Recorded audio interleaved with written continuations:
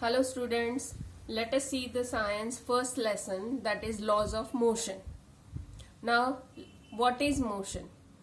It's a change in position of object with respect to its surroundings. Motion is a relative concept. Now how it is relative concept? Let us see one example.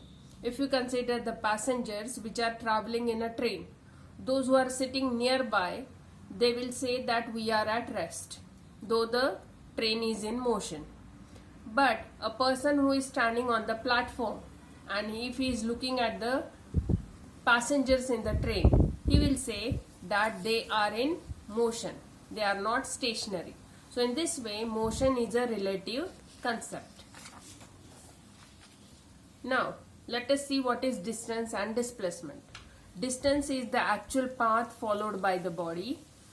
The displacement is the shortest distance between initial and final points or positions. For that, let us consider one example. These are the 3 points A, B and C. If a person wants to reach to point C from point A, suppose he goes from point A to B, that means he travels 50 km. Then from point B to C, he travels 60 km. So distance will be the actual path followed by that person, A to B plus B to C, that is 50 plus 60, 110 kilometer. But displacement will be the shortest distance taken by that person to reach the final destination. So he will travel directly from point A to point C, that is 70 kilometers. So displacement will be 70 kilometers, but distance will be the actual path followed by the person. Okay, this is the difference between distance and displacement. Now let us see the difference between speed and velocity. Distance covered by a body in unit time is called as speed, or speed is also written as total distance traveled upon time required. Velocity is the distance traveled by a body in a given direction. Direction is very important for velocity. So velocity is equal to displacement upon time, whereas speed is equal to distance upon time. Units of speed and velocity are same, that is meter per second in MKS system and centimeter per second in CGS system. Now let us see this concept. Velocity depends on speed and direction. So you can change the velocity by changing speed or changing direction or changing speed as well as direction of the motion.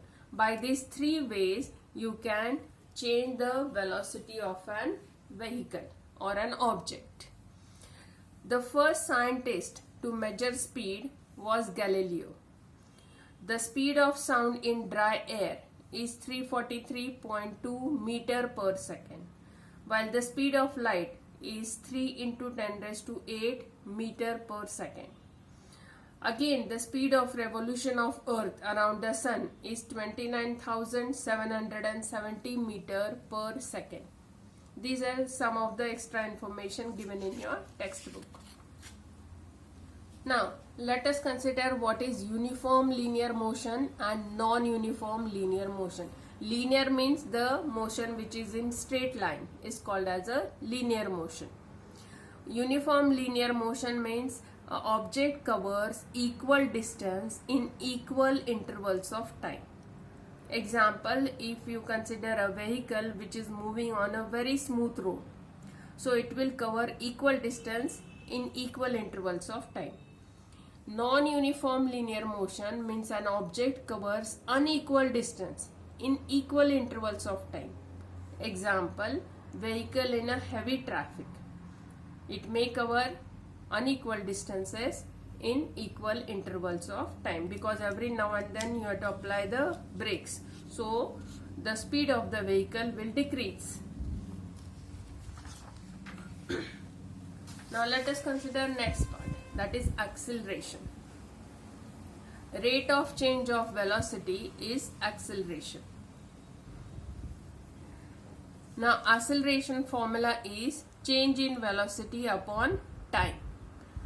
A is the symbol for acceleration, that is final velocity. Change in velocity means final velocity minus initial velocity upon time. Final velocity is denoted by small v, initial velocity is denoted by small u, and time by t. So the formula for acceleration will be A is equal to v minus u upon t. Unit for acceleration is meter per second square.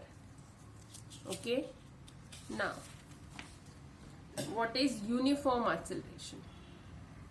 When velocity changes by equal amount in equal time intervals, it is said to be, the body is said to be having uniform acceleration. Non-uniform acceleration, when velocity of an object changes by unequal amounts in equal time intervals.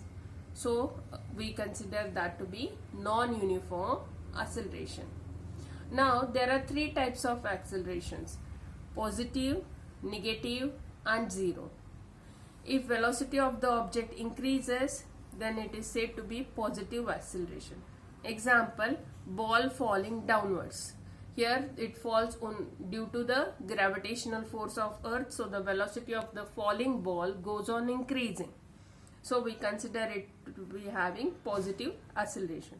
Negative acceleration, velocity of the object decreases. Example, ball moving up in the upward direction. The velocity will go on decreasing. So it is said to be having negative acceleration. Negative acceleration is also called as deceleration. And what is zero acceleration? When velocity does not change. That is, the velocity does neither increases nor decreases. For example, a body at rest can be considered as having zero acceleration. Or if you are traveling in a vehicle whose speed remains constant, then also it is considered as zero acceleration. Okay.